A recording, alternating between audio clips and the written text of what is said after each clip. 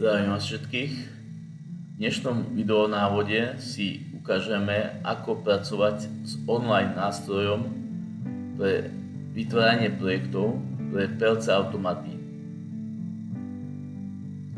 Ukážeme si najprv, ako sa dostaneme na odkaz alebo ako spustíme online nástroj na programovanie PLC automatov.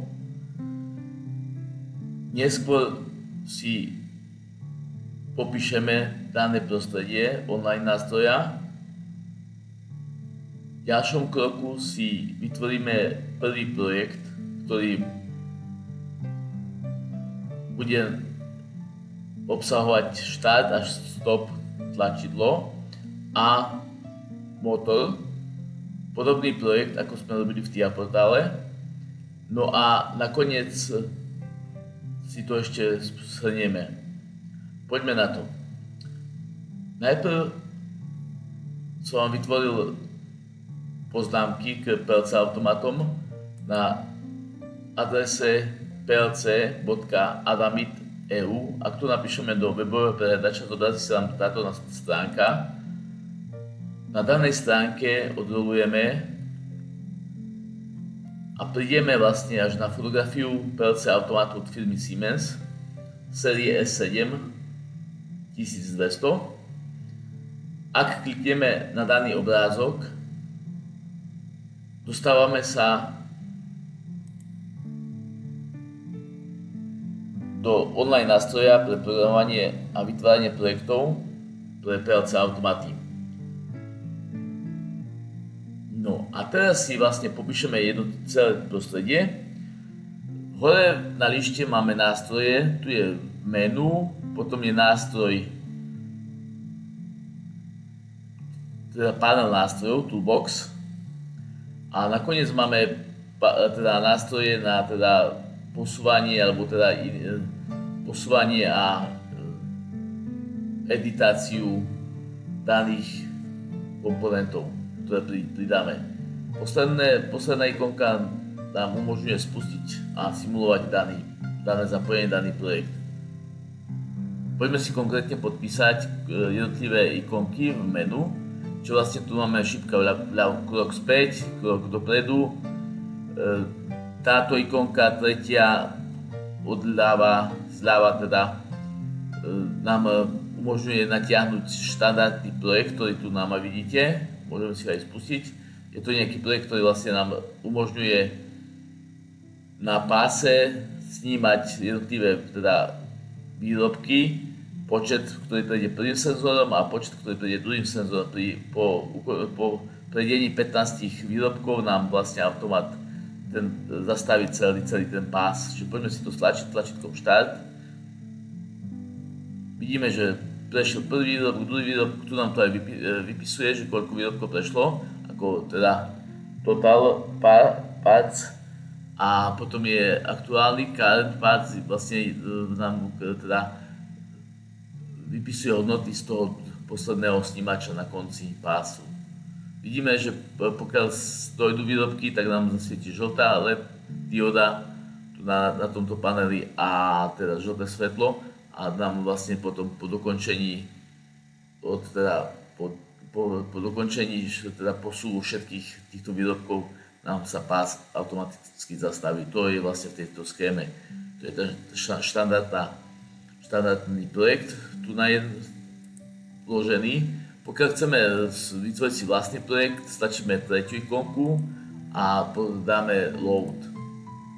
No ďalšia, štvrtá ikonka nám umožňuje zdieľať teda daný projekt. V prvom kroku síce táto ikonka nám umožňuje prihlásiť sa do toho daného prostredia a teda aj iné akcie. Potom umožní to menu. Posledná ikonka nám umožní v pozícii naučné video, čo vlastne popis toho portálu.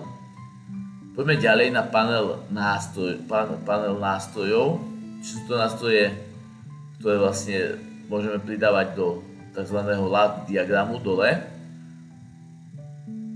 No a nakoniec je teda panel akcií, čo znamená, že vieme tie jednotlivé komponenty posúvať.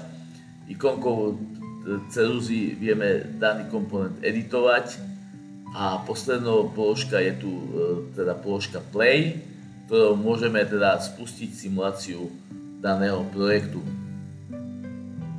Poďme si vytvoriť nový projekt, ktorý teda sme riešili už v minulých videách, čiže projekt Start Stop. Najprv si klikneme na čiaru dole, ktorá sa nám vyfarbí na modro. Pridáme kontakt No Open 1, potom chceme vlastne paralelne si dva kontakty pripojiť, to znamená, že prejdeme si na tento nástroj, pridáme, znova vidíme, že máme označenú spodnú časť, tu nám bude pridávať ďalší nástroj, teda ten portál nám bude pridávať ďalší nástroj, klikneme dole, potom chceme na to paralelne zriešiť ďalší kontakt, no a posledný kontakt je výstup, posledný komponent je výstup.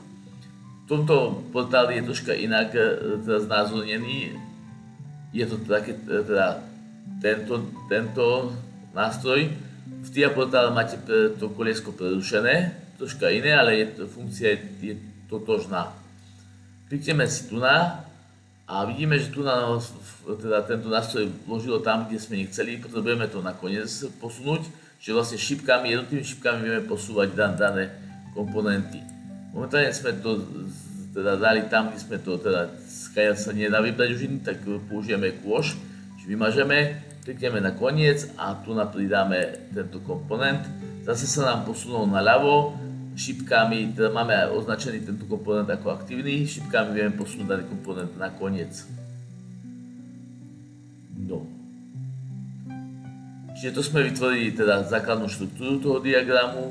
Ešte vieme, že ten prvý kontakt má byť no close, zmeníme to následovne, klikneme jedenkrát na ten nástroj, na tú ikonku kontaktu no open a klikneme ešte raz a teda otvorí sa nám menu, v ktorom môžeme si vybrať všetky 4 typy týchto kontaktov, čiže vyberáme kontakt no closed.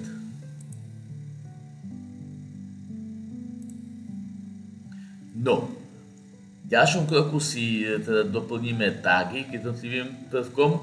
Poďme vľavo je teda vlastne zoznam, nejaký list, alebo zoznam po anglicky list, alebo u nás je po slovensky povedané zoznam tagov, čiže zoznam nejakých návestí teda týchto prvkov, čiže vlastne pridáme si teda tag start, stop a motor. Poďme na to.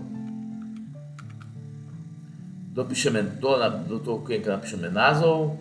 V tomto portále nie je možnosť vybrať si, či bude to ten tag pamäťový, vstupný alebo výstupný. Ale to nám neprekáža na to, aby sme to zapojenie tie tagy nadefinovali. Potom to isté, čo sme mali v TIA portále, vieme si vybrať typ, tu je tých typov troška menej, ale tá základná logický typ je tu tento, ktorý potrebujeme vybrať si. A ak chceme pridať do zoznamu tento tag, stlačíme právo tlačítko Submit. Vidíme, že tu nám bol pridaný tento tag, vidíme, že je nastavený na false, to znamená, že logickú teda ako keby vypnúť teda hodnotu logickú 0, no, čiže poďme ďalej, pridáme tag stop, opäť dáme Submit a pridáme tag motor.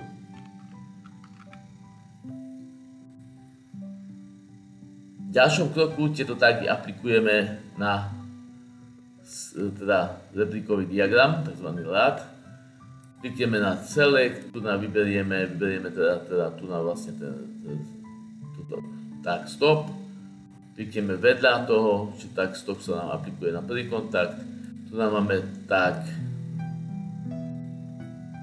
Start. Na konci pridávame tag Motor.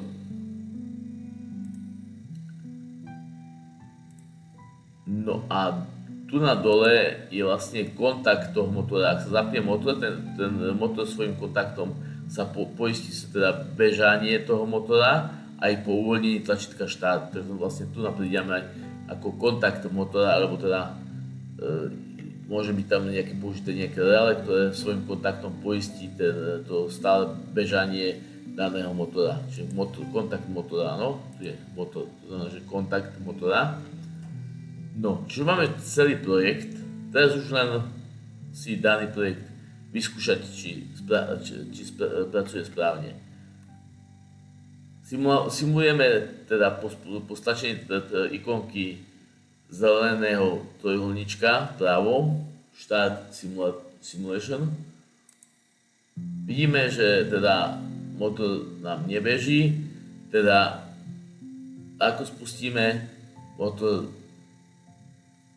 tlačením tlačítka Start, to znamená, že klikneme na tlačítko Start, vľavo tu vidíme, že sa nám to tlačítko Start zmenilo na True, že vlastne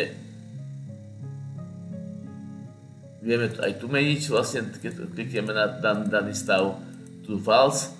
No, po stlačení tlačítka Start vidíme, že sa nám všetko teda vysvietilo na zeleno, že motor beží. Následne uvoľníme tlačítko Start, uvoľnením tlačítka Start stále nám motor beží cez ten poistený ten kontakt motora. Potom následne stlačíme tlačítko Stop, vidíme, že motor sa nám zastavil. Uvoľníme tlačítko motor, vidíme, že teraz momentálne tlačítko Stop je v stave True, to znamená, že je akoby stlačené. Pokiaľ teda zmeníme stav True na False, to znamená, že tlačítko Stop uvoľníme, vtedy nastane to, že teda motor stále je vypnutý. Pokiaľ opäť stlačíme kontakt Start, motor začne bežať, klikneme, uvoľníme tlačítko Start a následne s tlačítkom Stop vypíname motor a uvoľníme tlačítko Stop. To je všetko, čo sme chceli v tomto videu teda si predviesť. Ďakujem za pozornosť.